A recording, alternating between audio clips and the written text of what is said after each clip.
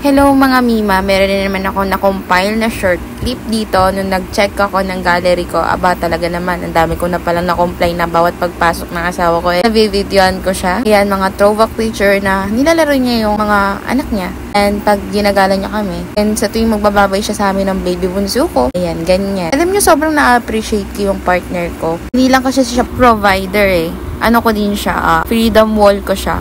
Kapag gusto ko maglabas ng hinanakit ko, sama ng loob ko, sa paligid ko, sa kanya.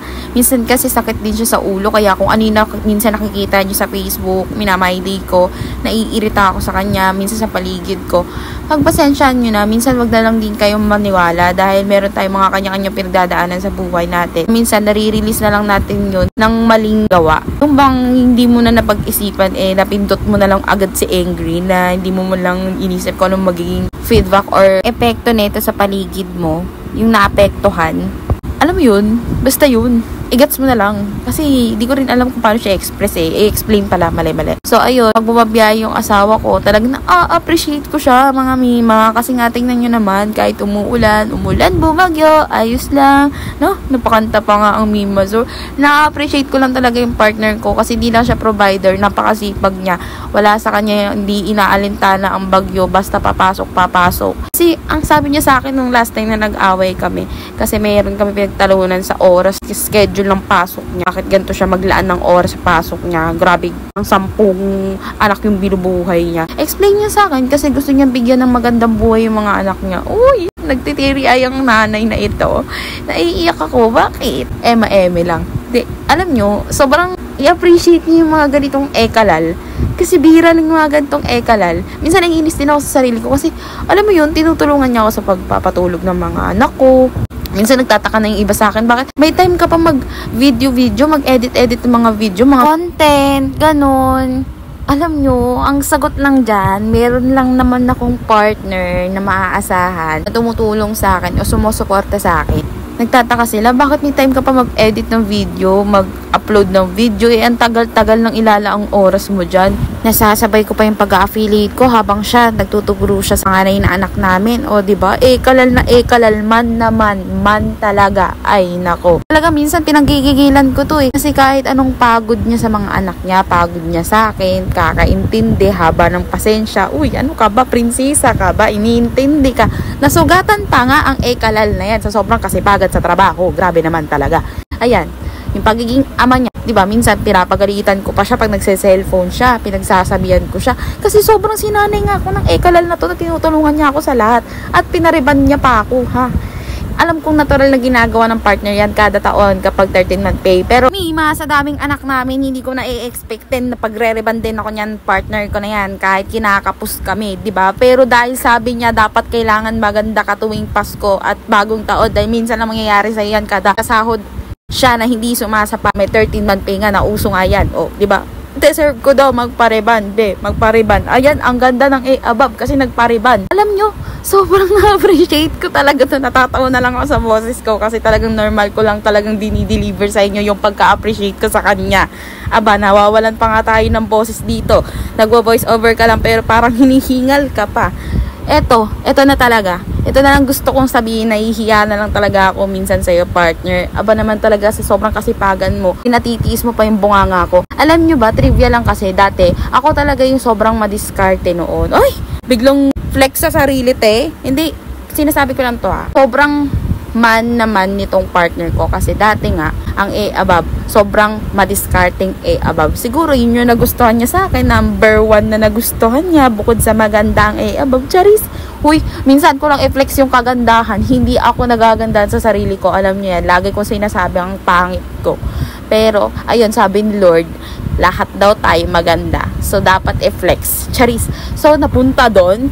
Ngayon, ang pinupunto ko sa pagiging madiskarte ko before, binabalik niya ngayon. Kasi nga, bigla kaming nagkaroon ng madaming anak Sunod-sunod Deserve ko daw. Binalik niya. Ayan, binalik niya. Sobrang appreciate ko. Yung pagsisipag niya, yung pagiging tatay niya, Sa sobrang pagiging tatay niya nga, kahit nagtatrabaho siya, napagsasabay niya yung pagiging closeness niya sa mga anak niya. The point na aalis siya, papasok siya ng trabaho, yan, iniiyakan siya. Umiiyak, umangawa yung anak niya, naiirita ang tenga ng nanay. Kasi humahabol sa kanya. Hinahabol siya. Alam niyo kung ba't siya hinahabol? Love na love niya kasi yung pangatlong anak ko na yan.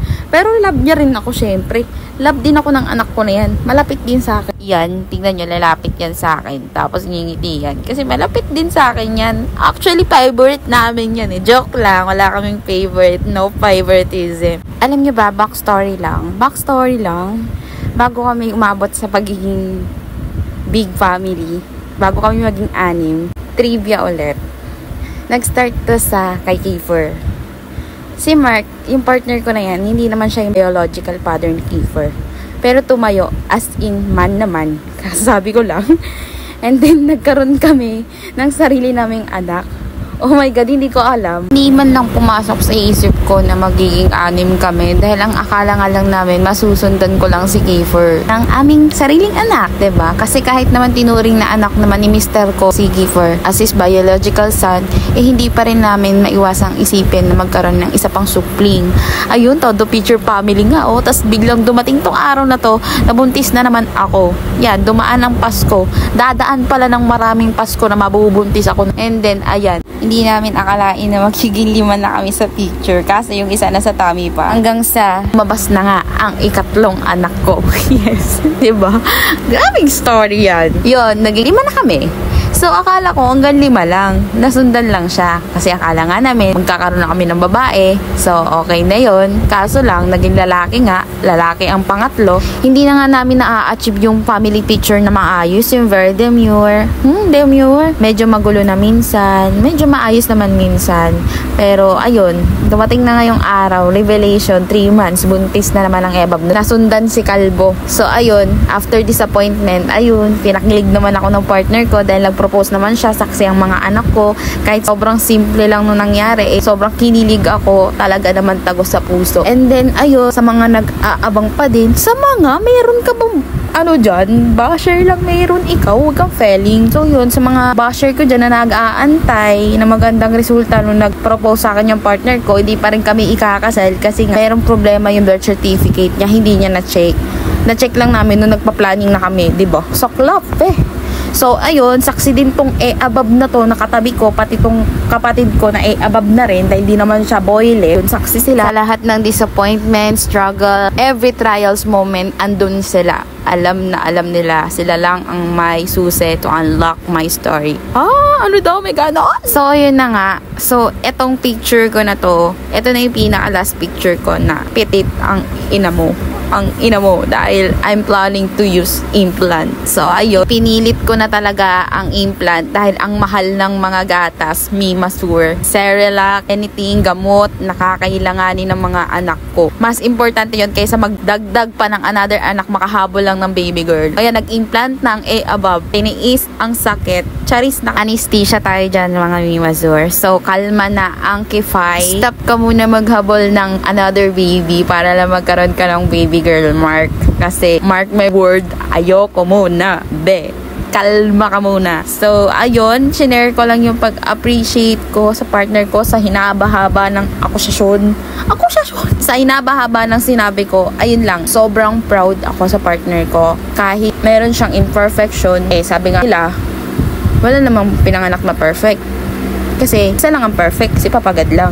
So, yung partner ko, goods na yan. Kung meron siyang imperfection, pwedeng ituwid, pwedeng kausapin, or pagsabihan, sige pa talaga ng galing. Ikaw pag namawabla, baka na-stress ka sa partner mo, ginagawa mo, pupost mo sa FB. So, stop na muna natin yun. Manifest din natin ngayong taon, matapos ang 2024, na kapag may problema tayo, isarili mo na lang, kasi para hindi ka makanta nga sa FB, na mag-share ka ng hinanakit mo sa partner mo, tapos biglang mag-i-sweat kayo. Bayan! Ano ba? So, ayun, dito ko na tinatapos yung video na to. Sobrang proud ako sa iyo, partner, at nahihiya at the same time kasi nga, Ay, hindi ka pa ba naloloka? Kasi ako naloloka na ako sa sarili ko. Magiging malakas lang tayo kasi marami tayo. Maraming nandadown sa atin, maraming nanapak ng pagkatao natin. Kaya kailangan nating galingan dahil hindi rin mga perfect yung mga nangyayari alam sa life natin. Kaya kailangan nating galingan dahil kasabay-bay lang sila. Imbis mag-focus sila sa buhay nila, nakabantay sila sa pagkakamali natin. Every stepping stone, nakaabang yan sila. Kung may pagkakamali sila makikita para maikalat nila, maichismis nila. Minsan yung malalapit pa sa atin yung magchismis niyan kay gusto nila matapakan nila yung pagkatao natin, masira ang buhay natin.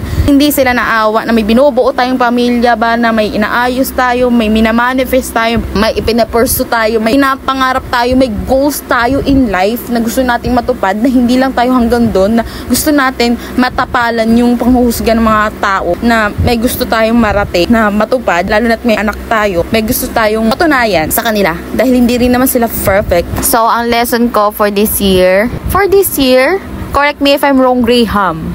Lesson ko para sa sarili ko ngayon is manalo sa life, magpigil. Out of the moment na bigla akong mag-angry mood, pindot si angry mood, pag-isip, kumalma. Lagi kong pangaral yan kada taon pero siguro this time gagawin ko na talaga siya. Kasi walang nangyayaring maganda kapag pinapairal ko yung galit. Sinasabi ko to para may ma-inspire, hindi para sabihin na nandadamay ako. Ikaw lang yan, te. Kami, demure kami. Wag ako, be! Hindi ako naniniwalang nag-iisa lang ang gaga sa mundo. Marami tayong ganito. Kaya yung mga hindi ganito, skip mo na yung video, be. Tapusin mo na, be. Hanggang doon ka lang sa may proud. Dito sa learnings, skip mo na. Kung di ka naniniwala sa pinagsasabi ko, skip mo na. Wag mo na pakinggan. So, ayun lang. I'm very thankful dahil tinapos mo tong video na to. At kung tinapos mo to, sana, i-like mo na din. Subscribe mo na rin ako sa YouTube ko. Tapos, i-like mo to, i-share mo.